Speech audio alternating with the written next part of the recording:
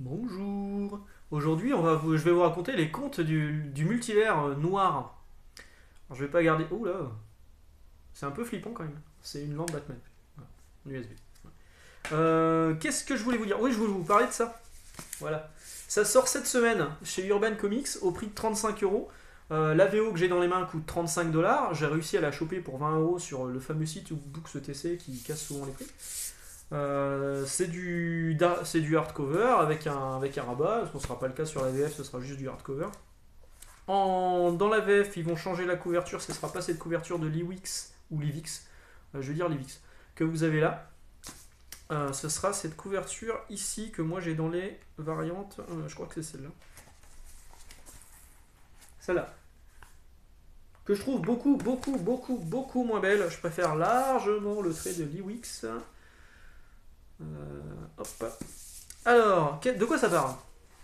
C'est par rapport à Batman Metal. Alors, dans Batman Metal, vous savez qu'il y avait le multivers noir. À l'intérieur, vous avez un personnage qu'on voit ici, qui est là, qui est un peu le gardien. Si vous connaissez l'univers Marvel, il y a le gardien, bon, qui est plus là maintenant. Mais c'est un peu le gardien de l'univers DC. Moi, je le connaissais pas, ce personnage. Et du coup, lui, il va nous faire une sorte de SI, pareil, toujours par rapport à Marvel. Et si Batman Nightfall s'était passé autrement, et si la mort du Superman s'était passée autrement, voilà, c'est ça. Il va nous raconter ce qui se passait dans le multivers noir. Donc c'est toujours des histoires un peu sombres, mais vous allez voir, c'est plutôt pas mal. Alors en France, ouais, 35 balles, je trouve ça un peu cher pour ce que c'est, parce que sur le coup, moi, il y a vraiment trois histoires, je crois, qui m'ont vraiment plu. Deux que je trouve un peu middle. Mais je pense qu'il faut avoir. Je pense que déjà. Donc c'est des variations sur des histoires très connues. Hein. Il y a Final Crisis, ce genre de choses. Mais si vous n'avez pas lu les histoires d'origine, à mon avis, vous emballerez pas autant que moi j'ai pu m'emballer par exemple sur l'épisode de la mort de Superman que j'ai trouvé excellent, que j'aurais voulu que ce soit une mini-série beaucoup plus longue plutôt que ces quelques pages. En fait, ça tient sur chaque épisode tient sur plus de 22 pages. Hein. C'est un comics un peu plus gros que d'habitude. Et vous avez donc 5 histoires à l'intérieur. Bah, je vais vous les énumérer du coup. Donc 5 histoires. Il y a Batman Nightfall. Hop, je vais les faire dans l'ordre hein, parce que sinon on va pas s'en sortir. Batman Nightfall, La mort de Superman, Blackest Night, Infinite Crisis. Alors je vous ai dit Final Crisis, évidemment c'était Infinite Crisis. Vous m'aurez corrigé. Et Teen Titans, The Jesus Contract. Voilà. Donc, en plus de ces épisodes-là, donc ces 5 épisodes spéciaux, vous avez les épisodes d'origine. Enfin, vous avez un épisode d'origine en rapport avec le crossover. Donc, sur Batman Nightfall, le comics d'origine en rapport avec ça, c'est The Broken Bat, Batman 497, où on voit Batman qui se fait péter le dos par Bane. Parce que c'est le postulat de départ de Nightfall, hein, quand Jean-Paul Vallée, que vous avez peut-être vu récemment dans Curse of the White Knight, reprendra le rôle de Batman. Et ben là, au lieu de lui rendre le manteau, et voilà, c'est lui qui continuera à être Batman jusqu'au bout. Alors, celui-ci, il est scénarisé par Scott Snyder, le fameux Scott Snyder, et Kyle Higgins. C'est pas mal, j'ai trouvé ça bien. Dessiné par Javier Fernandez. Il y avait des trucs plutôt. L'histoire est plutôt bien, ouais, j'ai vraiment trouvé ça sympa. Mais c'est pas la meilleure histoire. La meilleure histoire, c'est vraiment la seconde. Alors j'avance hein, parce que j'ai plus tous les auteurs en tête. Donc La mort de Superman, Jeff Loveness au scénario et Brad Walker au dessin. Et alors là, cette histoire, elle est tellement bien. En fait, Superman meurt, vous le savez. Hein, la mort du Superman, c'était ça, hein, explicite. Et là, c'est Lois qui récupère ses pouvoirs. Et en fait, elle va se rendre compte que Clark aurait pu faire tellement plus. Et donc, elle va être toujours à la limite de péter un câble et de faire les choses un peu de façon dictatoriale. Et à un moment, elle va dépasser cette limite. Et du coup, elle va tuer. Enfin, l'histoire, elle est incroyable. Lois, on la voyait pas comme ça. Et j'ai vraiment trouvé ça excellent.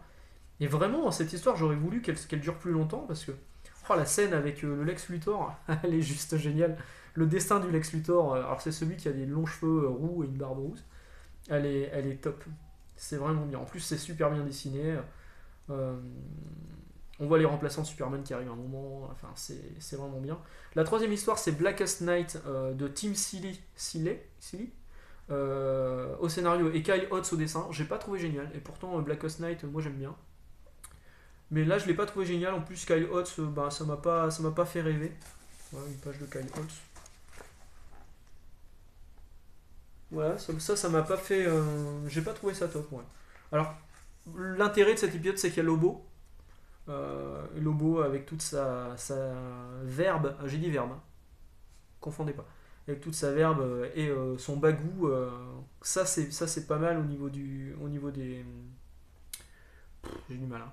Au niveau des dialogues, mais au niveau du dessin et de l'histoire, je n'ai pas trouvé ça exceptionnel, quoi.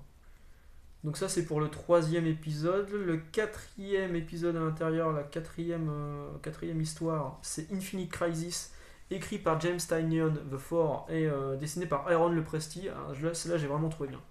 J'ai vraiment trouvé bien. À tel point que je me suis rendu compte qu'Infinite Crisis, en fait, je l'avais lu, parce que mon frère les avait achetés, mais je ne l'ai pas. Donc du coup, eh ben, je l'ai acheté. Je l'ai trouvé à que dalle en hardcover VO. Eh ben, je l'ai pas eu du coup. Alors, y a pas le prologue avec Omak et tout, mais bon, toutes ces histoires-là, je les connais. Donc là, c'est. Vous savez que Omak, sans vous spoiler, hein, si vous n'avez pas lu Omak, à la limite, bouchez-vous les oreilles. Euh, Il y a Lord qui tue. C'est Lord, non, je sais plus. Qui tue Blue Beetle. C'est Lord. Je dis une connerie. Je sais plus. Je me fatigue moi-même. Mais là, Blue Beetle ne meurt pas en fait. C'est l'inverse qui va se passer. Ted Cord, je dis n'importe quoi, je dis Lord. Non, Ted Cord, c'est le Blue Beetle. Maxwell Lord, ben, j'avais raison, c'est Maxwell Lord. En même temps, Lord et Cord, hein. Bon, ok, hein. L'erreur est humaine et je ne suis qu'un humain. Voilà. Donc, normalement, c'est Cord, le Blue Beetle qui meurt. Là, c'est Lord, Maxwell Lord qui meurt et Blue Beetle va prendre sa place. Et du coup, il y a une vraie différence. Et c'est bien dessiné, c'est Aaron Lopresti. Il y a le Superboy Prime, donc ça c'est plutôt cool. Il y a le Lex Luthor de l'époque aussi. Si vous connaissez. Voilà, cette page. C'est un peu gore. Si vous connaissez Infinite Crisis, vous allez vous régaler, moi, clairement. Ça, je l'ai vraiment trouvé bien cette histoire. Et la dernière en date, c'est Teen Titans The Judas Contract par Kyle Higgins et Matt Groom et dessiné par Tom Raney. Alors j'étais juste content de retrouver Tom Raney au dessin parce que je le trouve plutôt rare. J'aimais beaucoup ce qu'il avait fait sur Ultimates et avant ça sur Mutant X. Donc j'ai bien aimé le dessin, mais alors l'histoire ça m'a pas du tout parlé parce que moi les Teen Titans je les lisais pas. Judas Contract, je connais l'histoire mais je l'ai pas vraiment en tête, je la connais pas par cœur. Du coup ça m'a pas vraiment parlé. Ah bon après c'était. L'histoire est pas mal, on comprend vite en fait ce qui se passe et on comprend vite les différences. Mais bon, ça m'a pas autant parlé que les autres histoires qu'il y avait à l'intérieur de ce volume. Donc je vous disais qu'il y avait les épisodes d'époque. Hop. Donc ça c'est du vieux Batman dessiné par Dick Giordano. Dick Giordano, voilà, c'est Jim Aparo. Voilà. Avec une couverture de Kelly Jones. Il y a un épisode de la mort de Superman, il y a un épisode de Blackest Night du coup, et il y a un épisode de Infinite Crisis, le numéro 1 d'Infinite Crisis, et l'annuel numéro 3 de Tales of a Teen Titan 84 par George Perez. Voilà, donc c'est un volume que je vous recommanderais si vous connaissez les histoires d'origine,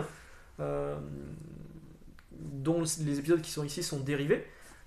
Mais si vous les connaissez pas et si ça vous parle pas, vous pouvez complètement zapper parce que là Urban nous le vend comme un volume Batman Metal. Bon, c'est vraiment parce que le fait d'écrire Batman Metal sur la couverture, ça va vendre plus que juste écrire DC Dark Multiverse quoi.